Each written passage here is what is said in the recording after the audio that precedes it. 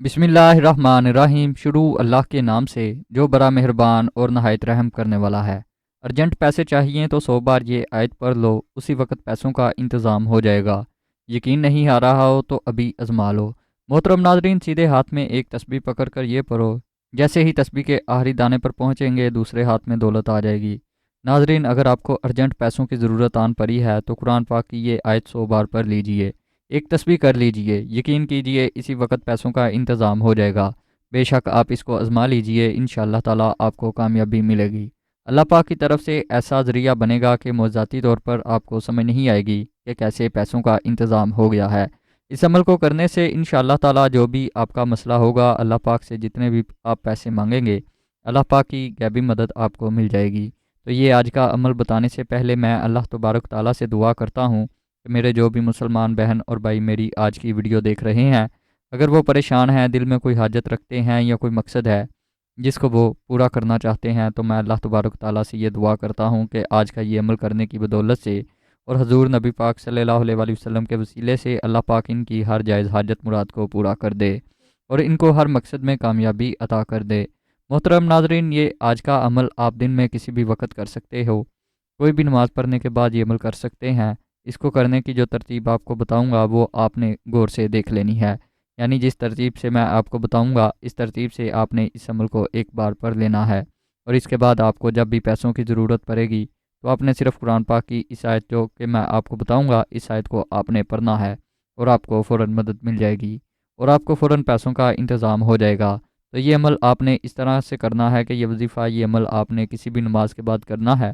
محترم ناظرین، اس وظیفے کے ساتھ آپ نے نماز کا اہتمام لازمی کرنا ہے، اور نماز کا پڑھنا ہر مسلمان مرد اور عورت پر فرض ہے۔ نماز ہمیں بے حیائی اور برائی سے روکتی ہے، نماز شیطان کا منہ کالا کرتی ہے۔ نماز کی فضیلت حمزہ بن حبیب صحابی رسول صلی اللہ علیہ وآلہ وسلم کہتے ہیں، میں نے اس رسول خدا یعنی کہ صلی اللہ علیہ وآلہ وسلم سے نماز کے بارے میں سوال کیا تو حضرت محمد صلی اللہ علیہ وآلہ وسلم نے اس کے فوائد اور فضائل کے بارے میں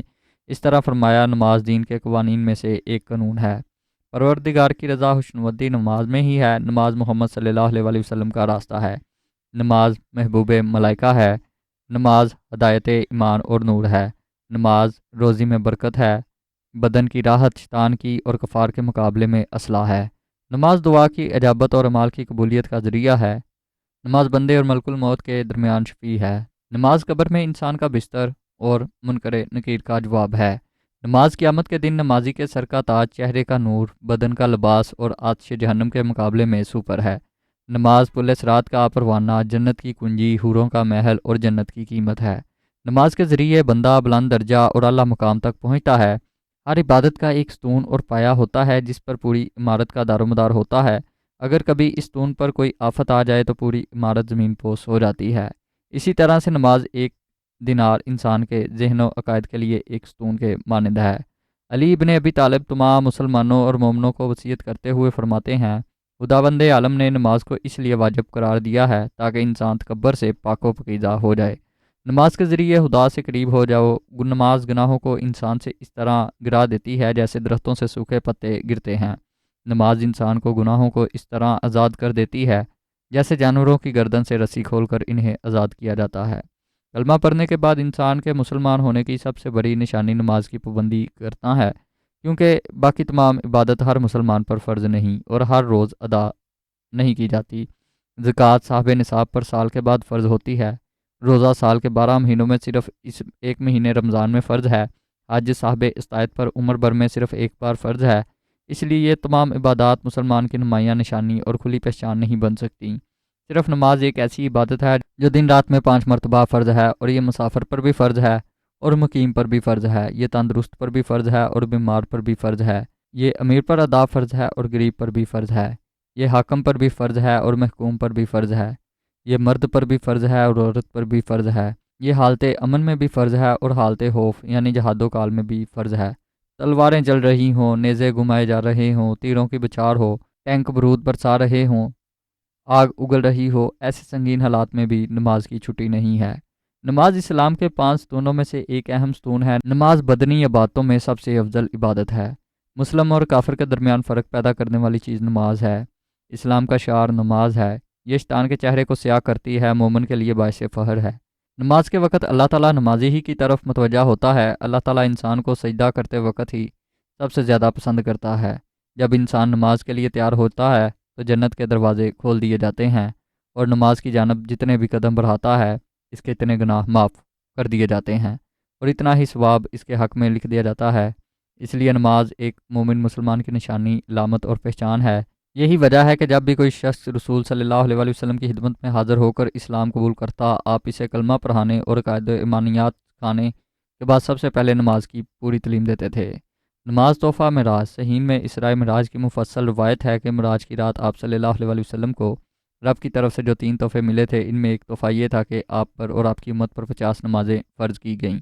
پھر آپ حضرت موسیٰ علیہ السلام کے مشورے پر بار بار اللہ تعالیٰ رب العزت کی بارگاہ میں تخفیف اور آسانی کا مطالبہ کرتے رہے۔ آخر کار 50 میں سے صرف 5 نمازیں میں رہ گئیں تو خالق کائنات نے کہا اب 50 میں سے 5 رہ گئی ہیں، لیکن ہمارے ہاں یہ 50 ہی ہیں، ہماری بات بدل نہیں جاتی۔ مطلب یہ کہ آپ کی امت 5 نمازیں ادا کرے تو میں اب بھی 50 نمازوں کا ثواب دوں گا۔ غور کیجیے، اسلام کے تمام احکامات اور مروحی فرائض، واجبات اور عبادات معاملات زمین پر نازل ہوئے، لیکن نماز وہ فریضہ ہے جو رب کائنات نے اپنے محبوب پیغمبر خلیل ثانی خاتم النبیین سید المرسلین جناب محمد رسول صلی اللہ علیہ وسلم کو 7 آسمانوں کے اوپر سدرۃ المنتہا کے قریب بلا کر بطور تحفہ عطا فرمایا۔ نماز تمام ادوار میں تمام آسمانی ادیان میں فرض کی گئیں، جس طرح اذان کے بعد پڑھی جانے والی دعا میں مذکور ہے کہ آپ صلی اللہ علیہ وسلم نے نماز کو صلاۃ القائمہ کا نام دیا ہے،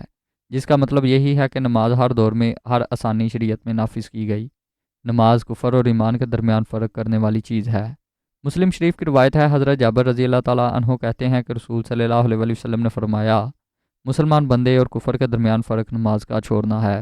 نماز دین اسلام کے ان بنیادی ارکان میں سے ہے جن پر اسلام کی باقی عمارت کھڑی ہے۔ حضرت عبداللہ بن عمر رضی اللہ تعالیٰ عنہ کہتے ہیں کہ رسول صلی اللہ علیہ وسلم نے فرمایا، اسلام کے محل کی بنیاد 5 ستونوں پر رکھی گئی، یہ گواہی دینا کہ اللہ کے سوا کوئی اللہ نہیں اور محمد صلی اللہ علیہ وسلم اللہ کے بندے اور رسول ہیں۔ نماز قائم کرنا، زکوٰۃ ادا کرنا، حج کرنا اور ماہ رمضان کے روزے رکھنا، یعنی نماز ان بنیادی ستونوں میں سے ہے جن پر اسلام کی عمارت کھڑی ہوتی ہے۔ نماز رسول صلی اللہ علیہ وسلم کی وصیت ہے۔ کتب حدیث میں حضرت علی بن ابی طالب، حضرت انس بن مالک اور حضرت ام سلمہ رضی اللہ تعالیٰ عنہم سے مروی ہے کہ رسول صلی اللہ علیہ وسلم اپنی حیات طیبہ کے آخری ایام اور آخری لمحات میں بار بار تاکید فرماتے رہے، اے امت مسلمان، نماز کی پابندی کرنا اور غلام لونڈیوں کے حقوق کی پاسداری کرنا۔ نماز تمام اعمال سے اللہ کے ہاں سب سے زیادہ پسندیدہ اور محبوب عمل ہے۔ حضرت عبداللہ بن مسعود رضی اللہ تعالیٰ عنہ سے روایت ہے، کہتے ہیں میں نے رسول صلی اللہ علیہ وسلم سے پوچھا کون سا عمل اللہ تعالیٰ کے ہاں سب سے زیادہ محبوب اور پیارا ہے، تو آپ صلی اللہ علیہ وسلم نے فرمایا صلاۃ، وقت پر نماز ادا کرنا۔ یہ نماز کی کتنی بڑی خصوصیت ہے کہ نماز تمام اعمال سے بڑھ کر اللہ تعالیٰ کے ہاں محبوب اور پسندیدہ عمل ہے۔ نماز قیامت کے دن کامیابی کی دلیل اور ذریعہ نجات ہوگی۔ حضرت عبداللہ بن عمر بن عاص رضی اللہ تعالیٰ عنہ سے روایت ہے کہ نبی پاک صلی اللہ علیہ وسلم ایک دن نماز کا تذکرہ کرتے ہوئے فرمایا، جس نے نماز کی خوب پابندی کی تو یہ نماز اس کے لیے قیامت کے دن نور روشنی، کامیابی کی دلیل اور ذریعہ نجات ہوگی۔ نماز کی پابندی حصول رحمت کا ذریعہ ہے۔ سورۃ نور آیت نمبر 56 میں ہے، نماز کی پابندی کرو، زکوٰۃ ادا کرو اور اللہ تعالیٰ کے رسول کی فرما برداری میں لگے رہو تاکہ تم پر رحم کیا جائے۔ نماز گناہوں کی بخشش کا ذریعہ ہے، صحیح مسلم میں ہے۔ حضرت ابو ہریرہ رضی اللہ تعالیٰ عنہ کہتے ہیں کہ رسول صلی اللہ علیہ وسلم نے فرمایا، 5 نمازیں اور جمعہ کی نماز اگلے جمعہ تک اور رمضان کے روزے اگلے رمضان کے روزوں تک ان کے صغیرہ گناہوں کو مٹا دیں گے جو ان کے درمیانی عرصہ میں ہوئے، بشرط کہ کبیرہ گناہوں سے بچا جائے۔ اسی طرح 5 نمازوں کی مثال ہے، اللہ تعالیٰ ان کے 7 گناہوں کو معاف کر دے گا۔ نماز اللہ تعالیٰ کے دیدار کا ذریعہ ہے۔ حضرت جریر بن عبداللہ رضی اللہ تعالیٰ عنہ کہتے ہیں کہ ہم رسول صلی اللہ علیہ وسلم کے پاس بیٹھے ہوئے تھے، آپ صلی اللہ علیہ وسلم نے 14ویں رات کے چاند کو دیکھا اور فرمایا، بلاشبہ تم اپنے پروردگار کو قیامت کے دن دیکھو گے جیسا کہ تم اس چاند کو دیکھ رہے ہو، تو اس کو دیکھنے میں کوئی تنگی نہیں پاؤ گے، پس اگر تم سے ہو سکے تو تم سورج طلوع ہونے سے پہلے کی نماز یعنی نماز فجر میں اور اس کے ڈوبنے سے پہلے کی نماز یعنی نماز عصر میں ہرگز کوتاہی نہ کرو، یعنی ان دونوں نمازوں کو اپنے وقت پر ضرور ادا کرو۔ پھر آپ صلی اللہ علیہ وسلم نے یہ آیت تلاوت کی جس کا ترجمہ یہ ہے، اپنے رب کی تسبیح و تحمید سورج طلوع ہونے سے پہلے اور اس کے غروب ہونے سے پہلے بیان کرو، یعنی طلوع شمس سے پہلے فجر کی اور غروب شمس سے پہلے عصر کی نماز پڑھو۔ اس طریقے سے اللہ تبارک و تعالیٰ نے پورے قرآن میں مختلف مقامات پر مختلف طریقوں سے 186 مرتبہ اپنے بندوں کو نماز قائم کرنے کا حکم دیا ہے۔ کیونکہ نماز تمام برائیوں سے روکتی ہے، جیسا کہ قرآن مقدس میں ذکر ہے۔ ترجمہ کہ بے شک نماز تمام برائیوں اور برے کاموں سے روکتی ہے۔ اللہ تعالیٰ اپنے بندوں کو نماز پر پابندی کرنے کی تلقین اس لیے کر رہا ہے تاکہ اس کے بندے ضلالت و گمراہی کے دلدل میں نہ پھنسے اور حق کی راہ میں گامزن رہیں، تمام طور اخلاقیات اور مصیبت سے بچے رہیں۔ اگر آپ قرآن مقدس کی تلاوت کریں گے تو بے شمار آیات آپ کو ایسی ملیں گی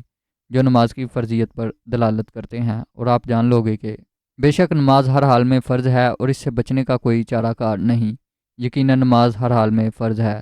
صاحب، کیونکہ نماز ایک ایسی عبادت ہے جو دنیا میں تو ساتھ دیتی ہے، مر جانے کے بعد قبر میں بھی ساتھ دیتی ہے، اور کل بروز قیامت آپ کی نماز آپ کے ساتھ ہوگی اور آپ کی شفاعت کرے گی اور کہے گی یا اللہ یہ تیرا بندہ ہے جو دنیا میں نماز صحیح وقت پر صحیح طریقے سے ادا کیا کرتا تھا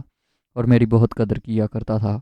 محترم ناظرین، میں نے یہاں بہت سی احادیث اور قرآنی آیات کو پیش کیا تاکہ آپ تمام حضرات نماز کی اہمیت اور افادیت کو جان سکیں اور صحیح معنوں میں نماز کو ادا کر سکیں، کیونکہ نماز سے ہی آپ کی دنیا سنورے گی، قبر کی اندھیری رات میں نماز ہی قائم آئے گی، اور روز محشر نماز ہی آپ کی شفاعت کرے گی اور آپ کے حق میں گواہی دے گی کہ اے اللہ اس شخص کو معاف کر دے، یہ مجھے پابندی کے ساتھ پڑھتا تھا، مگر مجھے بہت افسوس ہو رہا ہے کہ ہم آج کے اس جدید دور میں نماز کو بلا بیٹھے ہیں، نماز پڑھنے میں کوتاہی برت رہے ہیں اور چھوڑنے کے عادی اس طرح بن چکے ہیں گویا نماز فرض ہی نہیں۔ معاذ اللہ، اللہ ہمیں ہدایت دے۔ اگر آپ چاہتے ہیں کہ آپ کی دنیاوی اور آخری زندگی کامیابی کے ساتھ ہمکنار ہو اور آپ یہاں بھی سعادت مندوں کی فہرست میں شمار ہوں اور وہاں بھی سعادت مندوں کی فہرست میں آپ کا شمار ہو، تو آپ نماز کو اپنی زندگی کا حصہ بنا لو۔